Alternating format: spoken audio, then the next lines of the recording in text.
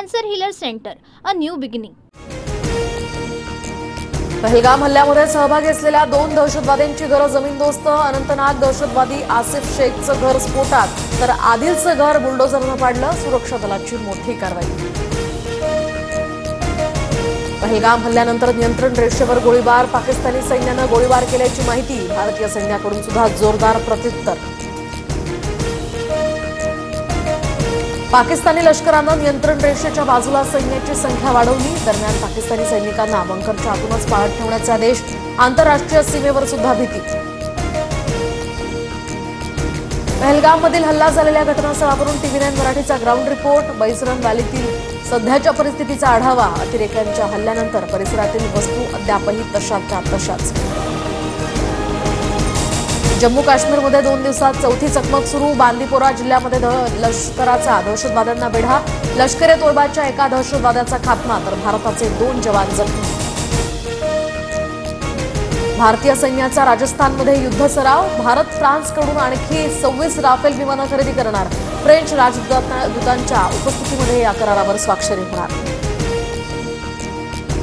भारतीय सशस्त्र दल हाय अलर्टवर, तर लष्कर प्रमुख जनरल उपेंद्र द्विवेदी यांच्याकडून जम्मू काश्मीरमधील परिस्थितीचा आढावा.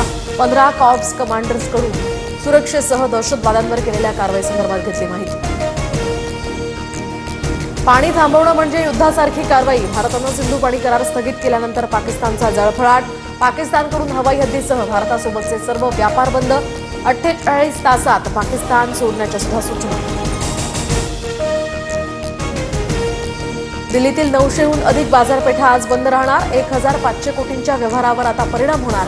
चांदणी चौकापासून लाल किल्ल्यापर्यंत सहानुभूती मार्च काढला जाणार.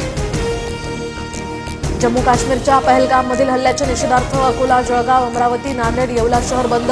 तर विश्व हिंदू परिषद, बजरंग दल आणि हिंदुत्ववादी संघटनांच्या वतीनं ठिकठिकाणी निषेध मोर्चा.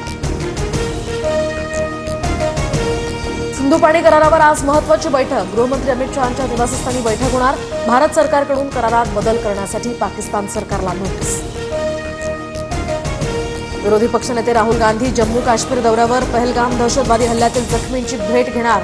केंद्राच्या प्रत्येक कृतीला पाठिंबा. काश्मीरमध्ये शांतता ठेवण्यासाठी सरकारनं पावलं उचलावीत, काँग्रेसची भूमिका.